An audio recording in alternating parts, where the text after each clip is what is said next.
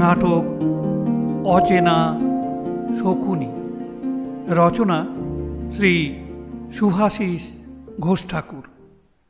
একক অভিনয়ে আমি শ্যামল বন্দ্যোপাধ্যায়।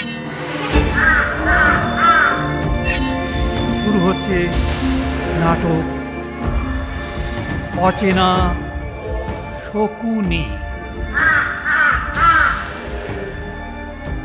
আমি শকুনি, আপনাদের বিচারে অত্যন্ত ক্রূর ধূর্ত একখল নায়ক। কিন্তু আপনারা কজন জানেন যে আমার জীবনের ইতিহাস? আমি গান্ধাররাজ সুবলের সর্বকনিষ্ঠ 100তম পুত্র। প্রবল পরাক্রমী হস্তিনাপুর তথা অজেয় যোদ্ধা ভীষ্মের দ্বারা পরাজিত হয়ে পিতা সহ আমরা 100 ভ্রাতা বন্দী হই।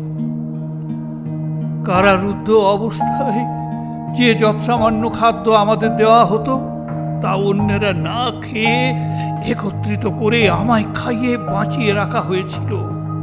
পরবর্তীকালে একে একে সব ভ্রাতারা মারা গেলে তাদের মাংস ভক্ষণ করে বেঁচে থাকি আমি ও পিতা। মৃত্যুর পূর্বে পিতা বলে যান তাহার অস্থি থেকেই যেন আমি পাশার ঘুঁটি তৈরি করি, আর সে ঘুঁটির ধান আমার ইচ্ছা অনুযায়ী পড়বে। আমি হব পাশা খেলায় অজেয়, কূটনীতিতে অপরাজেয়।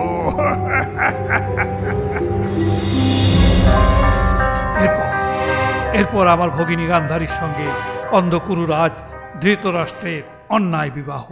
তখনই পণ করি যে স্বয়ং হস্তিনাপুরে থেকেই এ সকল অন্যায়ের চূড়ান্ত প্রতিশোধ নেব আমি।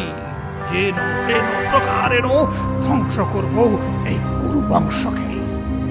গান্ধারীর শতপুত্রের জন্ম হলে আমি হলাম তাদের মাতু। দুর্যোধন দুঃশাসন সহ কৌরবদের মন করে তুলি পাণ্ডবদের প্রতি বিষময়। ভীমসেনকে বিষ দিয়ে মারার ষড়যন্ত্র আমারই মস্তিষ্ক প্রসূত।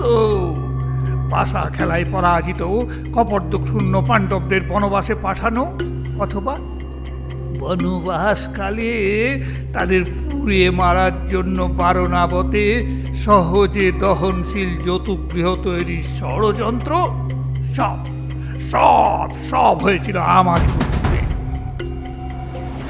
বনবাস থেকে জীবিত ফিরে এলেও আমারই কথায় দুর্যোধন পাণ্ডবদের বিনা যুদ্ধে সুচাগ্র মেদিনী দিতে অস্বীকার করে। ফলে চরম শত্রুতে পরিণত হয় পাণ্ডবেরা। এরপর পুনরায় পাশা খেলা। পাণ্ডবরা সর্বস্ব হারানোর পর দ্রৌপদীকে বাজি ধরেও পরাজিত হলে দুর্যোধন ও দুঃশাসনের তাকে অপমান ও তার শ্লীলতাহানি। ফলে অবশ্যম্ভাবী হয়ে ওঠে কুরুক্ষেত্রের সম্মুখ সমর। আর এই পাশা খেলাতেই আসলে আমি চূড়ান্ত করে দিয়েছিলাম কৌরবদের পরাজয় ও ধ্বংস। এই তো ছিল আমার জীবনের একমাত্র লক্ষ্য।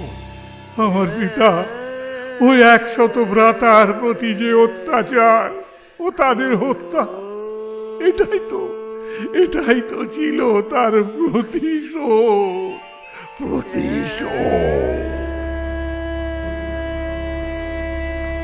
কুরুক্ষেত্রের প্রলয়ঙ্কর বিধ্বংসী যুদ্ধ শুরু হলে সেই যুদ্ধেও সক্রিয়ভাবে উপস্থিত থেকে আসলে ক্রূর চক্রান্তে কৌরবদের ধ্বংসই বাস্তবায়িত করি আমি।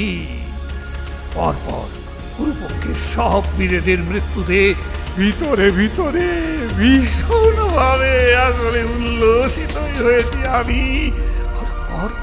দ্রোণাচার্যের চক্রব্যূহ গঠন, অভিমন্যুকে পেছন থেকে প্রথম অস্ত্রাঘাত করি আমি আমি জানতাম জানতাম অভিমন্যুর মৃত্যুর প্রতিশোধ নিতে পাণ্ডবেরা কৌরব কুলকে সমূলে ধ্বংস করবে।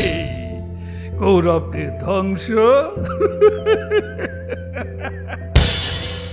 ও বিলুপ্তির মধ্য দিয়েই সার্থক হয়ে উঠল আমার প্রতিহিংসা নেবার প্রতিজ্ঞা।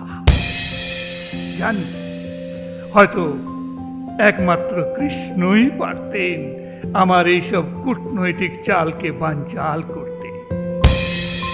তাই বারণাবতে যতুগৃহদাহ বা কুরু রাজসভায় পাশা খেলা ও দ্রৌপদীর বস্ত্রহরণ কৃষ্ণর অবর্তমানে আমি সংগঠিত করেছি সব কিছু।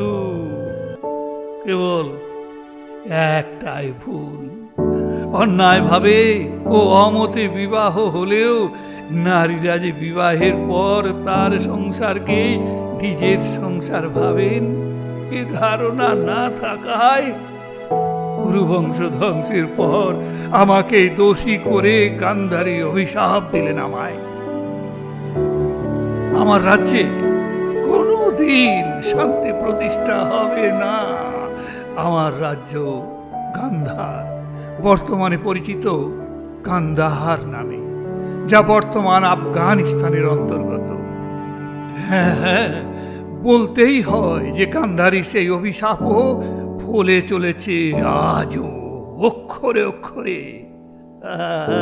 আমার পরিচয় বেশ বেশ তা না হয় লেখা থাক মহাভারতের পাতায় পাতায় এক ক্রূর ধূর্ত খলনায়ক হিসেবে।